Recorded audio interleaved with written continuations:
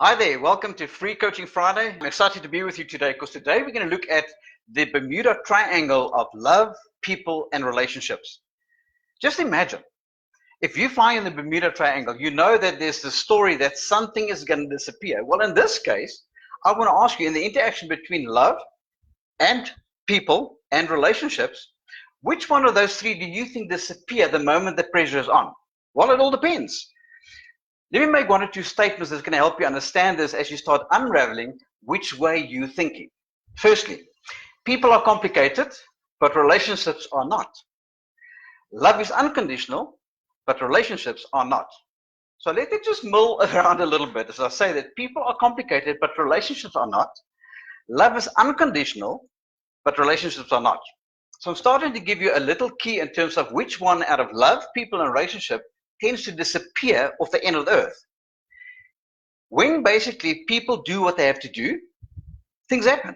Because you see, people are complicated.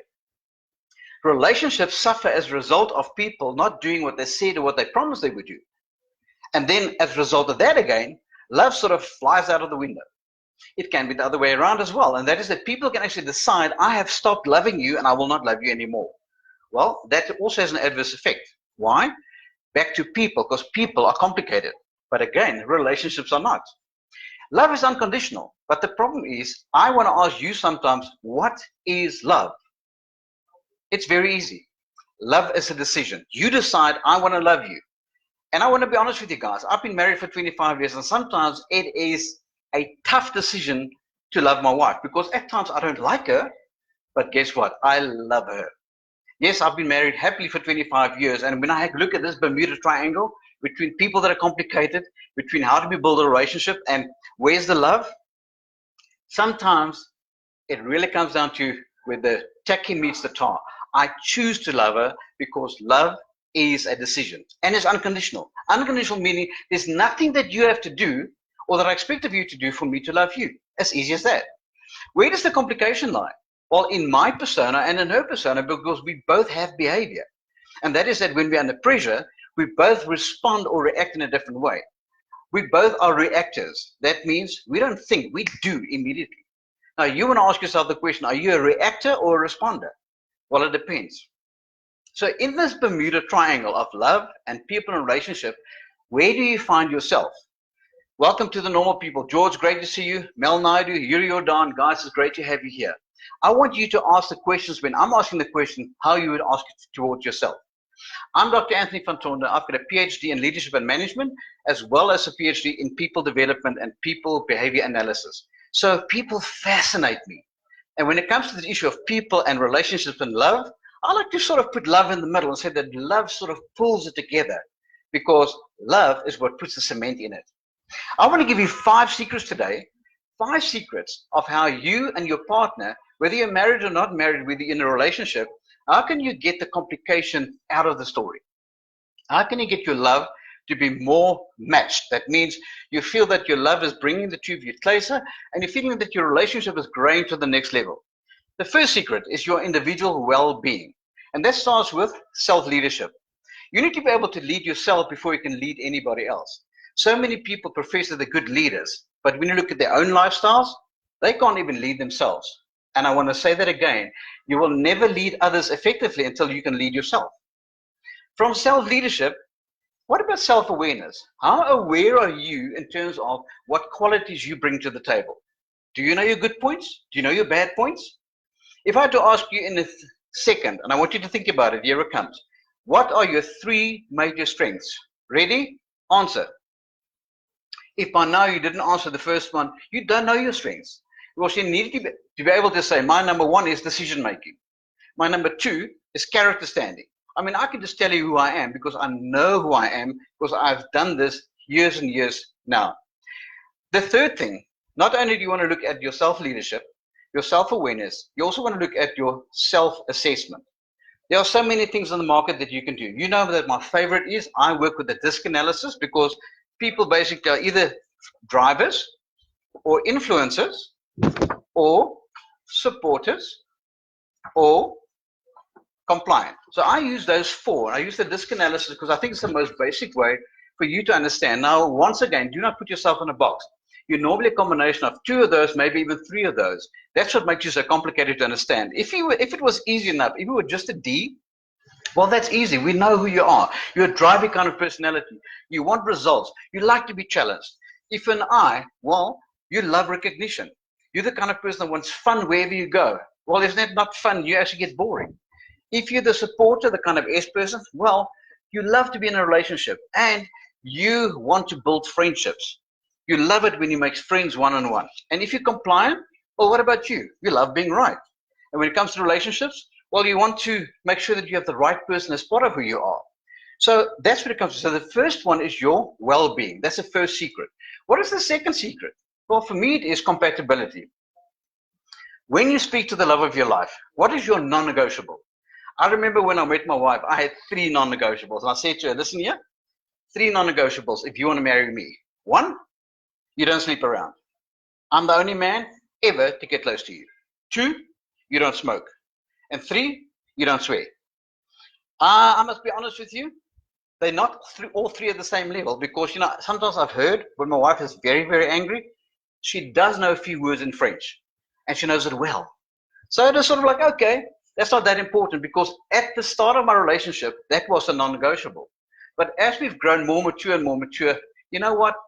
If a little word slips out in French, who cares? It doesn't change the situation, doesn't change who she is, at least if it's not at me. If it's just self-directed, I don't care. But if it's at me, that changes the situation. So what is your non-negotiable? What is the one area that you want to look at and say, this is the one that I'm not prepared to negotiate? My one is loyalty.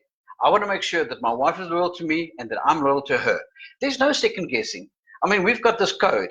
If ever I had to fall off the wagon, there's no excuse. I just go home, pack my bags, and I leave. She'll know I couldn't keep it together. Bottom line, there's no excuse me and sorry and forgive me. It's just throw it off, end of story. For those guys that know my wife, you'll know. I'm dead. I'm a goner. But that's the second part of knowing what are the secrets of keeping your relationship healthy. The first one is knowing your well-being. How well are you? How well do you understand yourself? And the second one is compatibility. Let me ask you another question. What brings out the best in you? You know what brings out the best in me? When you give me your best. And even if sometimes to other people it doesn't look like good enough, if I know that is your best, it's good enough for me. So what brings out the best in you when it comes to your children? What brings out the best in you when it comes to the people that you work with? Do they know to say the right thing, to do the right thing? What if people don't do what you ask them to do? Like you ask people to respect you and they don't respect you. Will they bring the best out in you? Or certainly won't bring the best out in me. So it becomes a two-way traffic. But we're talking about relationships, whether you are in a relationship with a person, whether you are in a relationship in consultation with somebody else, or whether this is a work relationship with somebody else. That compatibility has a lot to do with it. Sometimes we gel, other times we just don't gel. That's up to you. What's the third secret? What's the third way that you and I basically can bring ourselves closer in this Bermuda Triangle of love, people, and relationships? It's a shared agenda. What we want to do here is that we actually want to co-create. I often run workshops where I actually get paintbrushes and I say to the husband and wife, this is your task today. I want you to go and paint a theme, something that you do together, so you co-create. You know how much fun that is? Oh yeah, sometimes somebody gets a few smacks of the paintbrush, but that's just life. But what I want to say to you is that you have the opportunity to say you can co-create with your partner. And you need to think out things. What's the next thing that you can do together? You know what I love doing together is to go for a massage. In the same room, having the same treatment. Oh, I absolutely love it. After co-creating, there's another C, collaborate. How do you work together? You want to make sure that you work together. Can you believe it that I didn't put my own phone off? That is just absolutely unforgivable. All right. So you collaborate, you work together. So as you work together, that's one of the secrets of getting to the next level. And if you collaborate, what is the one thing that's going to really pop out there? A common goal. Do you and your partner think the same way? Do you have a common goal? The next word, do you have a common vision? You know, his vision and her vision is called division, because that's called two. His vision and her division, or her vision is called division. Di means two. So you want to make sure you've got the same vision. I can tell you that my wife and I, we share one vision, and that is to shape others for significance. We live for it. In fact, If we spend time with you and we can't shape you for significance, basically we're failing, because that's our vision. What is our goal? Well, our goal is to live in such a way that people can see what we do. In marriage, we have a marriage goal. Our marriage goal is as follows: to live out a Christ-like life and to minister to everyone the biblical principles of marriage. Well, guys, we've been married for 25 years. Some of you that's on this call, you've seen us interact. You know it's the real thing. It's not just talk. We are the real deal. We support each other. We love each other. We point each other's faults out and we go to the next level. Because we collaborate. We co-create as we basically serve that agenda. It's a shared agenda with us both going in the right way. So I'm looking at the 5 secrets of getting this Bermuda Triangle sorted out. We've spoken about your personal well-being. We've spoken about compatibility. And we've spoken about a shared agenda. What's the next point that will really make or break a relationship? For me, it's a good expectation. What do you expect from your partner? What do you expect out of life? You know what is the saddest thing?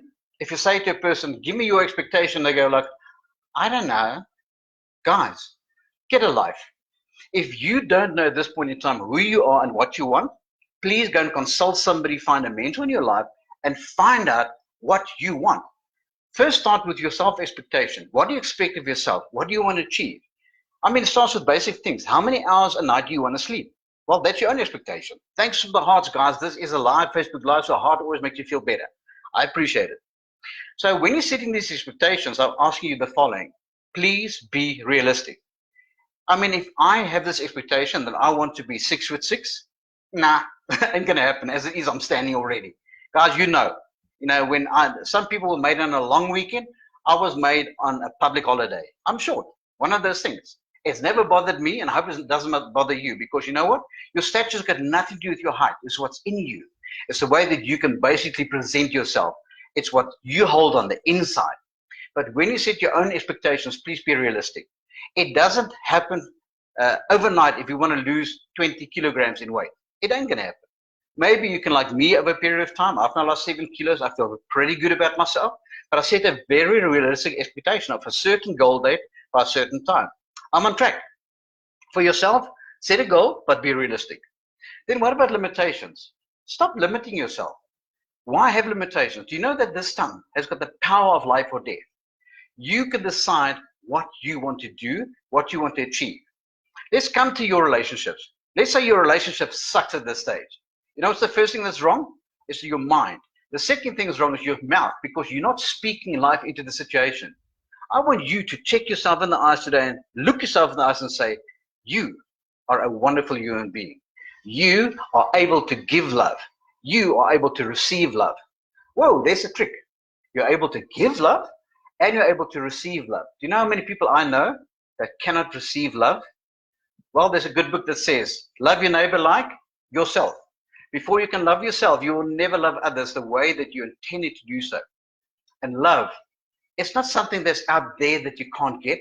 It's there up for grabs. It's a decision. I choose to love you. I choose to love the situation. Then in terms of expectations, I want to bring to your mind that there are things that will influence those expectations. Like the way how different we are. Now, you know, I've been running my series in terms of the disc analysis of the different behavioral styles. Guys, we are different. We communicate differently. We have differences in the way our persona is lived out. Some people are extroverts, other people are introverts. It doesn't mean that you're wrong. It's just the way that you're made. It actually influences the way that you manage your anger. I can tell you that the anger that a D or driver has, I mean, his or her emotional response immediately is anger. They get angry. They don't even ask questions.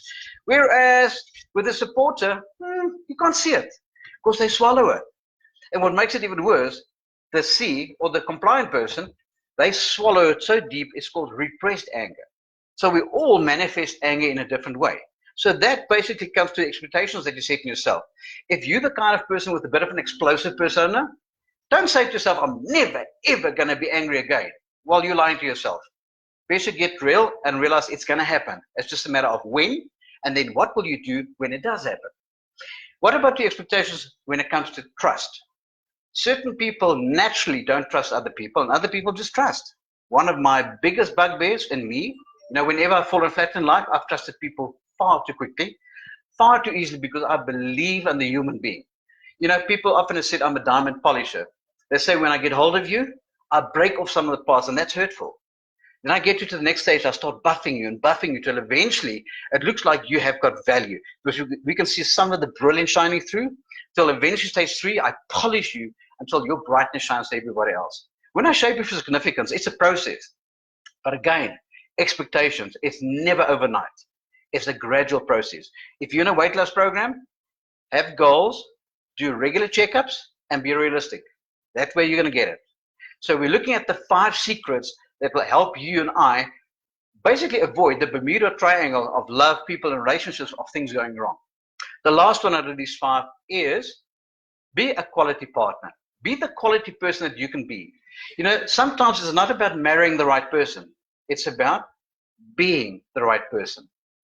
Are you? Am I? That's the question that we should be asking ourselves. So I want to challenge us all together today.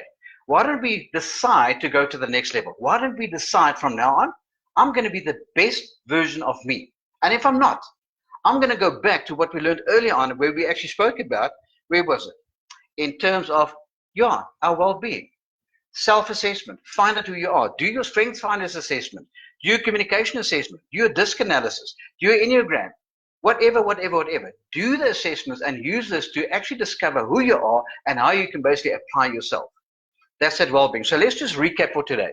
We're talking about the Bermuda Triangle. We're talking about love, people, and relationships, how they intertwine, and which one of the 3 disappears. Well, we found that relationships basically are the ones that suffer. Why? Because people are the difficult ones, not relationships. It's people who are difficult. And then love is not that difficult because that is just a basic decision. You decide to love. So, number 1, your personal well-being. You want to make sure that you know who you are, assess yourself to go to the next level. Number 2, compatibility. Work at being compatible with other people. Work it out. If you know that you're a difficult kind of person, sort it out.